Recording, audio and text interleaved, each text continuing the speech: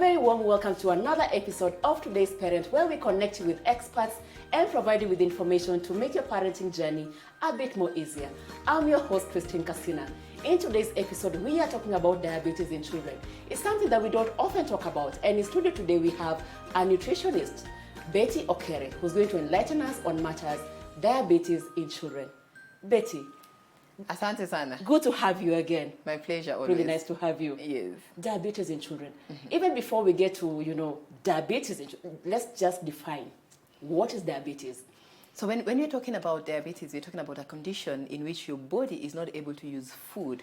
In other words, it is not able to use the product that comes out of you digesting food, which usually is when you digest your carbohydrates, you get glucose, right? And that is fuel for the body. But when your body is unable to use it because of one reason or another, then you end up in a state that is called diabetes. So it's basically a disease condition. Okay. And what would make your body not be able to use glucose? Because we all know glucose is energy or fuel for our body. We have a pancreas, which is an organ just behind your stomach. I remember from biology. From biology? In high school, primary school? I think it was high school. So behind your stomach, there's an organ which is called the pancreas, which produces insulin. Yeah, it has got cells that produce insulin. Now, this insulin is what acts as a key to be able to open your cells. So after you've eaten and the digestion process is completed, you have glucose. There's supposed to be an opening of your cells, for lack of a better word, so that all the sugar can then move in and you have some energy. Think about it this way: when you're very hungry, you haven't eaten, and then you get a sip of a sweet drink. Then that energizes you. So that sugar needs to be pushed into your cells to give you energy. So when that doesn't happen, then you end up with a problem, and that is diabetes. So what normally would happen, either you have very little insulin, you're producing very little insulin, or even the little that you're producing has got what we call insulin resistance. It's not being used properly.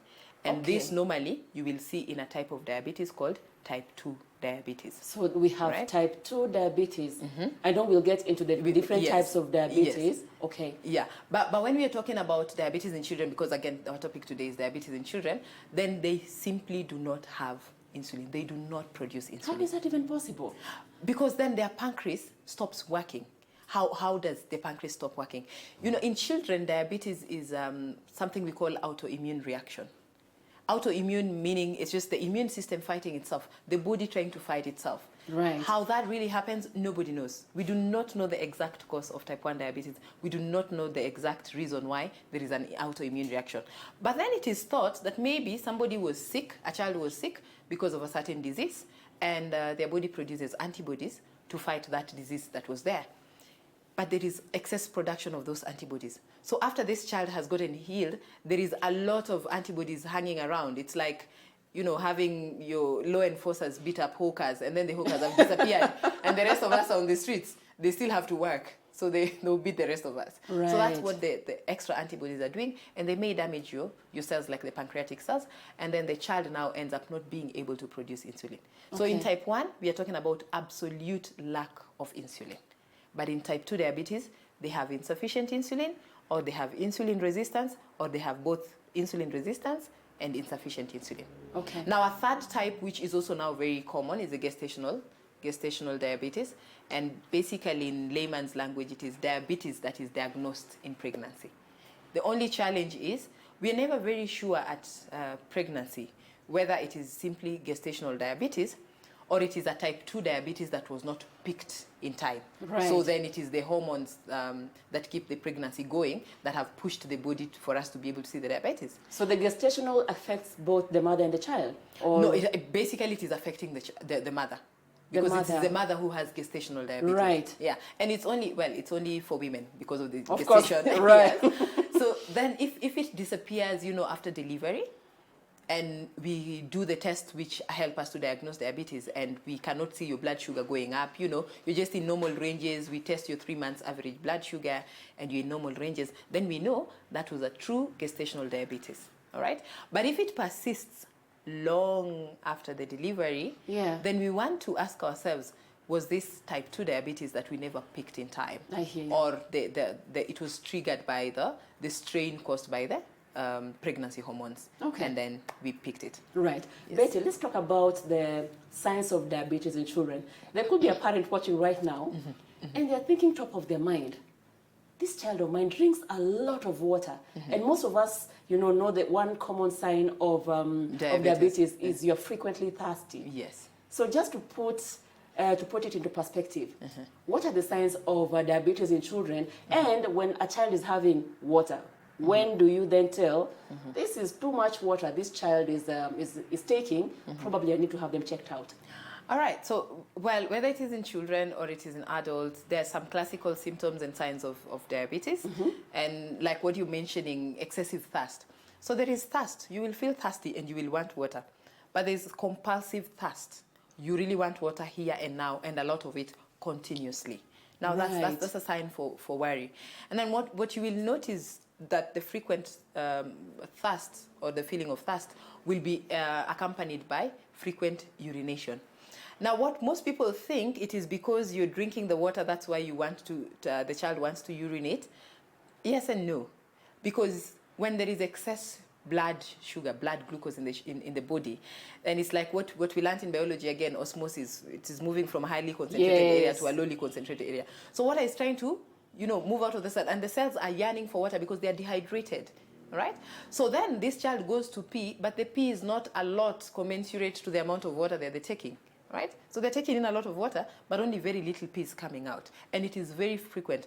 Maybe a child who had stopped urinating on the bed, all of a sudden they want a lot of water and they're peeing on the bed. Right.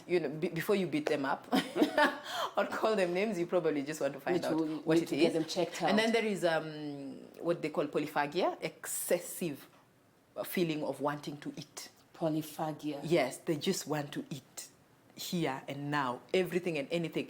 They seem to be very thin, but they want to eat. So you're wondering, they're constantly hungry. And I've just given you a lot of food. Why are you still asking for more food? And when you look at the food that they're asking for, they will not be asking for your typical meat or vegetables. They'll be asking for something that is loaded in carbohydrates, something that will give them instant sugar. A child will probably be asking for sweet drinks. They want more soda, they want more juice, more milk.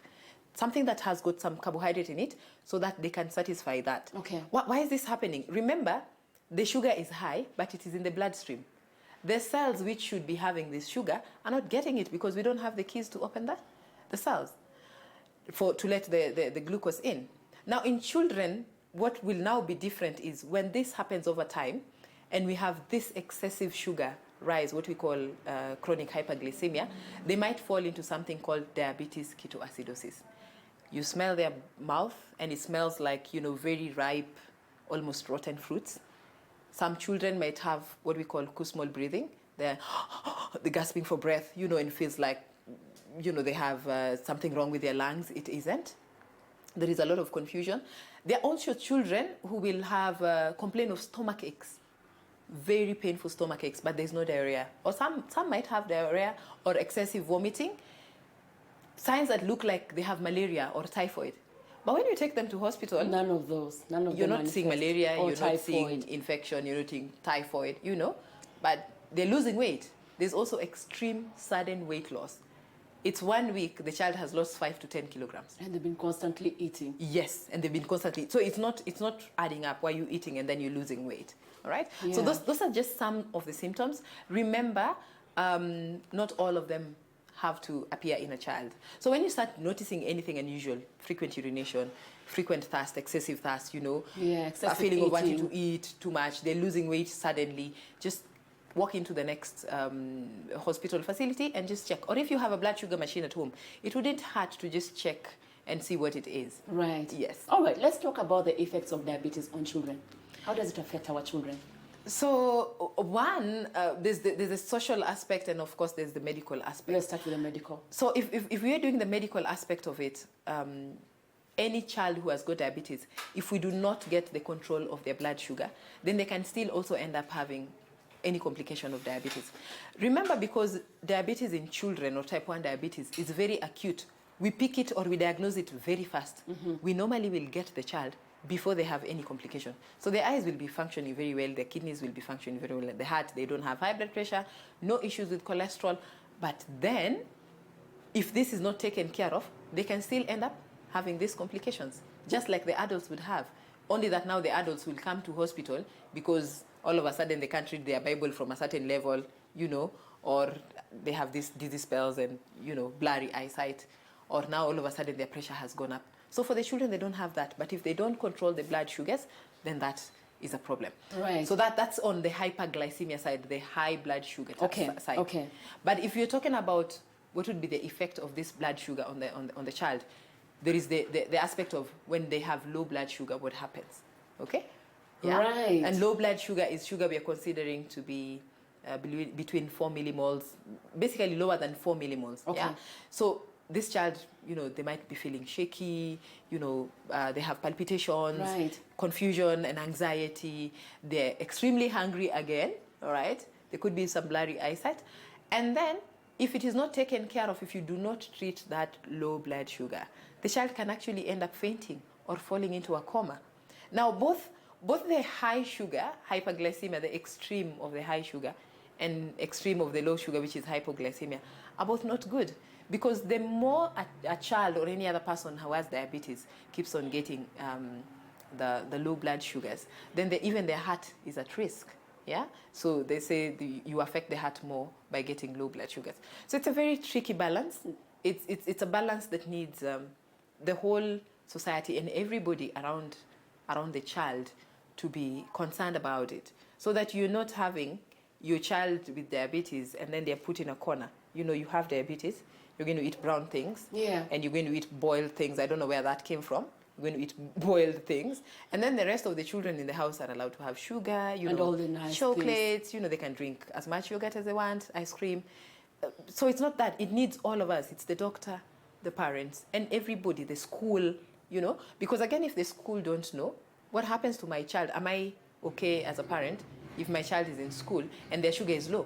Or yeah, their sugar is from high? the school. Yeah, so the school also has to know. Important for you to do that. Yes. Let's touch on, before we go on the break, let's touch on the social part of the effects of diabetes on children.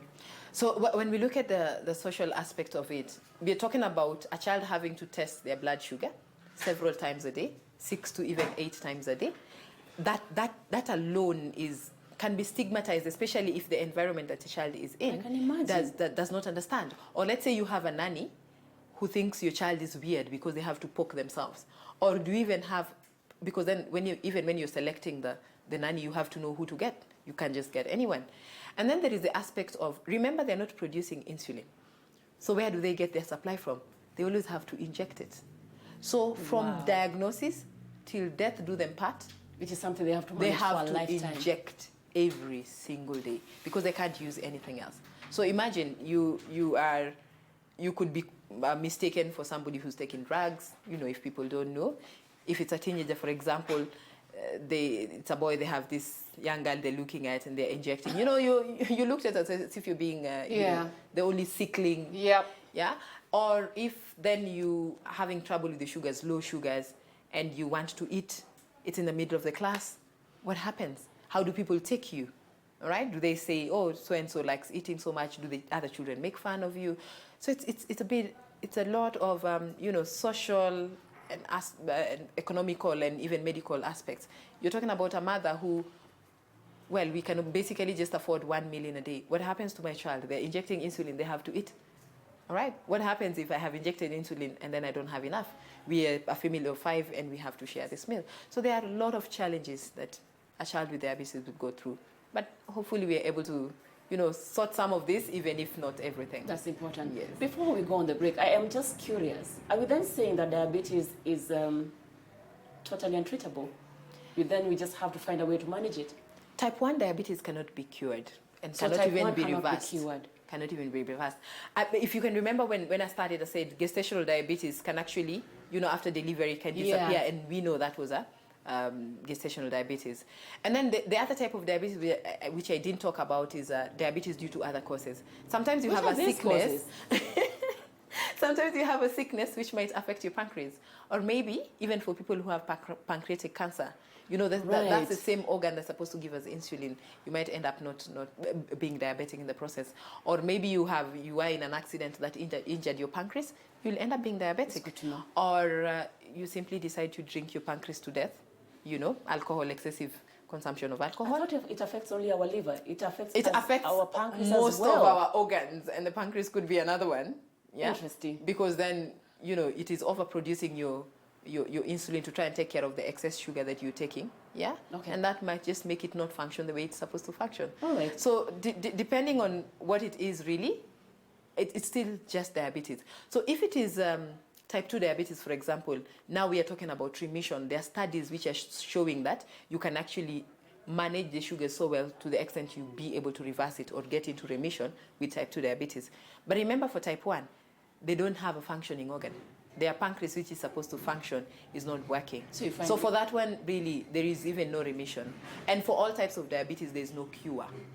So there's cure and there's remission, very loosely used terms, but for type 1 diabetes, there is no cure. So again, whether it is religious, let's go and pray for this child, and they're going to get healed, stop all the insulin, this is just the devil doing it. No, please just make sure they have their insulin. Because in the absence of that, they fall into diabetes ketoacidosis, and they will fall into a coma and die. Yeah, it's life-threatening. If you have diabetes ketoacidosis, you find yourself in the ward. Betty, we are going to take a short break, and when we come back from the break, you are going to share with our parents more information on matters diabetes in children, especially managing diabetes in our children. Yeah, sure. And with that, we are going to take a short break, and when we come back, Betty is then going to share how we can manage diabetes in children. Don't go anywhere.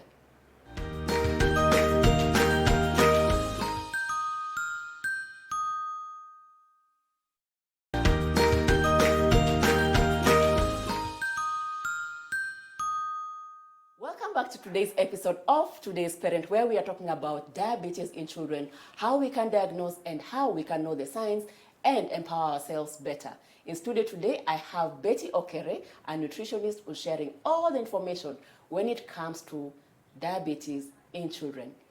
Betty, we are back from the break. Yes. And as we're settling in, we have a question that has come in from Martin. Mm-hmm. And Martin's question is, can my child get diabetes from eating too much sugar? You see, there's always a lot of myths around, what really causes diabetes. Remember, we said type 1 diabetes is an autoimmune condition. We really do not have a certain cause why we have type 1 diabetes. So eating a lot of sweets will not make a child have diabetes, but of course, it's not good for their teeth, Absolutely. so they're going to have cavities Absolutely. and all that. It's not good for their weight because then you have extra calories that you're not using. Then you have to deal with obesity. Exactly, you have to deal with obesity later. And even in adults, let's say people who have type 2 diabetes, by eating a lot of sugar, eating a lot of ice creams, that directly will not cause you diabetes. Otherwise, all of us would have diabetes. But eating that, because it is extra calories, you're going to gain weight, you're going to have obesity, and that insulin resistance due to obesity might be a risk factor for diabetes. But directly, there is really no correlation. And you see, this myth is what makes it difficult for parents and even people with diabetes to manage their condition. Somebody will tell you, you know what, you're diabetic, you only have to eat brown ugali. What happens to me if I was born and brought up eating mokimo? What happens to me? Yeah. Do I drop that mokimo and start eating, my brown ugali? Taste and preferences, what is available, what is affordable, what is acceptable to the patient, what is acceptable to this child that has diabetes. Remember, this is a child who needs to grow. Over and above everything, we want them to grow like any other normal child. We do not want your child having stunted growth because now, all of a sudden, you're diabetic, you cannot have fried food. You can't have, or you can't eat meat.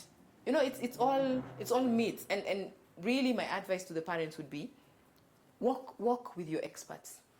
Work with your experts. Everybody has a point, or they mean well. They're trying to help you because I know my grandmother used to have diabetes. Yeah, but this is what they did. Yeah, that was your grandmother. This is my child. So it's better to seek expert information. Seek expert information. If you're going to see a diabetologist or see a child endocrinologist, a pediatric endocrinologist for your child's diabetes condition, because diabetes is actually an endocrine issue, right? Get the right specialist. Don't just walk to anyone, any general doctor, clinician, seeing your child. They don't even know what they're doing. For sure. And of course, you're going to work with your nutritionist. I like the way nutritionists are left at the end of the tail of everything.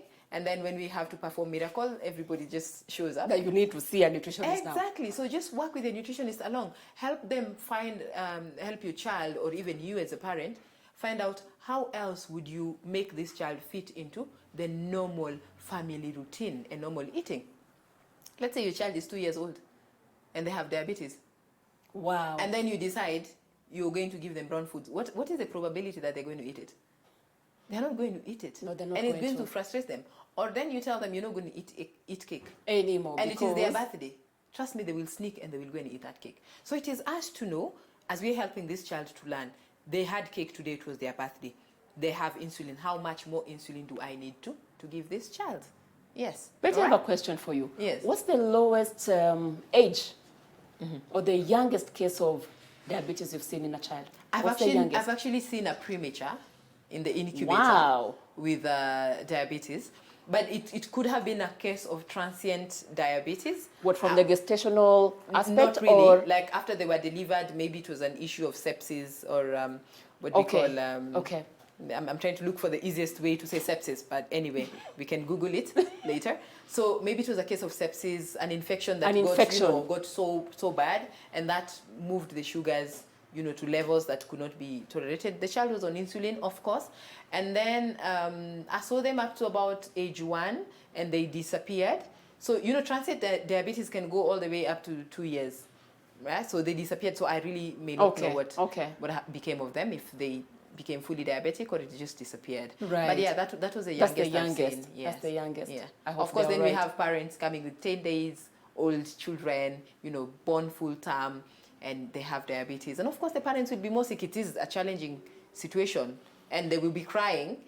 Did you say 10 days? Yes, 10 days no, old. I'm thinking at that time, that would make anybody panic. At 10 days, how do you even tell this child is thirsty, or how do you even tell at 10 days? No, the child is very, very sick. They are running fevers. Wow. You are testing for malaria and infections and everything else, and there's nothing.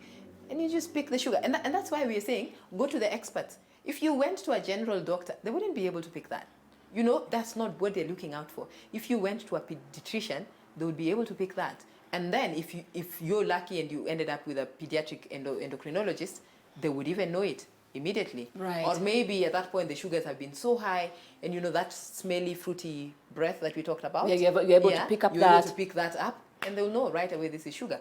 Or maybe the child fell into diabetes ketoacidosis, and now it's an emergency case, you're rushing them to ICU. Then they'll be able to pick that. So it's a lot of, expert advice and, having that extra eye to look through and find out what happens. But, well, if we come back and we're talking about management of diabetes in children. Let's focus on that now. Most of our children have actually been managed as adults. What do you mean by that? They've been managed as type 2 diabetics. They've been told, what, you're diabetic, you cannot now eat your meat because we don't want you to eat. You can only eat 1 egg in I don't know how long. How about we go back to how do you then break the news to a child? A child you can have a conversation with. How do you break it to them that, Baba, Mama, you have this? How do you even explain diabetes to a child and what is going to be different from today? So it depends with the age of the child. If it's a very young child, like we say 2 years, the parents need to know, but you also have to explain to the child why you have to keep poking them. How do you introduce the poking to them? Yeah, so you tell them, okay, I want to find out, you're sick, you're not feeling well, you're uncomfortable, maybe they were running fevers, or, the sugars are so high, they're not able to play, they're always fatigued. And you tell them, we want to deal with that, we want to help you not feel fatigued, we want to help you play with your friends. And so we will prick here, then we will put it on this machine, usually it is a glucometer, and then what reading we see will help us to know if you're doing very well. So it is step by step, it's in bits, age appropriate. And that's why in the management of diabetes, what we call a multidisciplinary team approach, it's not the doctor being the psychologist, being the counselor, playing all the roles. No. You have somebody who will talk to the child about play, because we're talking about physical activity. You're not going to send a 2-year-old to the gym. No. So physical activity, how do they play? You're also not going to tell the child, sit down, you're diabetic, you're never going to play. No. So you're going to explain that. Somebody else will be able to do that. A counselor will be able to even sit with the parents and help them come to terms with the fact that they have a child who's diabetic, and what are the few changes that they need to have in the house. If we're talking about sugar, we're not going to buy sugar for everyone, not just the child who has diabetes. We also need to have a nutritionist in place. What are the things we're going to change in the household? So this is point to point, step by step. You're going to have a diabetes educator, somebody who's going to tell them, break it down. What is diabetes? in a language that a child understands. You're lacking energy because your energy is not going where it is needed. Even if you have to draw, I personally, when I see my patients, whether adult or young, I work with my pen. We draw. Whether you're going to use cartoons, there are publications that you can use, to play explain to a child. Yeah, so that they understand really what's happening. happening. That visual always helps. If it's a teenager, for example, they're dealing with all this. It's puberty, and then there is diabetes. Where do I do this? You have to know at what point they're coming from. You're not going to just dump the insulin onto them and say, here. You From don't today, inject, you will you're need going to 3 die. times a day. If you don't inject, you're going to die. They will not listen to you. The other question I wanted to ask you, related to that, is there anything that we eat that then spikes our sugar? Are there any foods we need to watch out for? Now you've mentioned the correlation could be minimal, but your expert take on that. Yeah, because we simply need to look at where does the sugar come from, okay? Especially when you're talking about food. There are other things that will give you sugar. Your liver might give you sugar when you have not eaten, the glycogen breakdown. But let's talk about food. Let's narrow it down to food. So any food that is a carbohydrate, the end product after digestion will be glucose. That's the same glucose we're testing here. So it is not, let's not confuse glucose in our body with sugar. Because most people will say, my child is diabetic, they're not going to take sugar, but they'll take honey. What is the end product of breaking down honey? Sugar. It is sugar. It is glucose. That's the same thing we're testing. You're not going to say, my child is going to eat brown ugali today because they're diabetic, and that's fine, they can eat all they want. What is the end product of breaking down that brown ugali? It's flour. It's a carbohydrate. Same sugar. It's glucose. Sugar. Yeah? So yes, there is something we call glycemic index. How fast does a food become sugar in your body? That's another consideration to make. That's why you will find somebody telling you, overripe fruits are not really advisable for you as a diabetic because it will shoot your sugar really high. Interesting. As opposed to fruits which are ripe but not extremely ripe.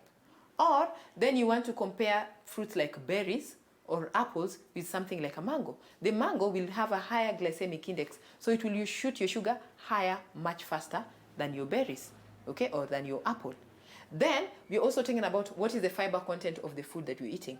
The more fiber a food has got, the much slower it will be converted into glucose over a long period of time. Meaning just a small amount, it's able to satisfy you for a very long time and to make you have a smooth curve of your blood sugar going up, instead of your juice spiking up and down. So let me get you correctly. Either way, there are certain foods that then would make your diabetes worse that you need to stay away from or have minimal intake of them. Minimal intake would be the right word. Okay. Minimal intake. Okay. So it is not a no-no. Remember, we're dealing with children. Yeah. Are you going to tell a child you can eat that fruit? You can't have, like you said, you can't have cake on your birthday. Exactly. So you probably want to just slice it, and all of us share it, and that's all that there was. So when we are done, we are done. So the impact on your blood glucose will be very little. Okay. But all said and done, remember, all carbohydrates will be converted into sugar. If there's any parent who wants to connect with you, how can they connect with you?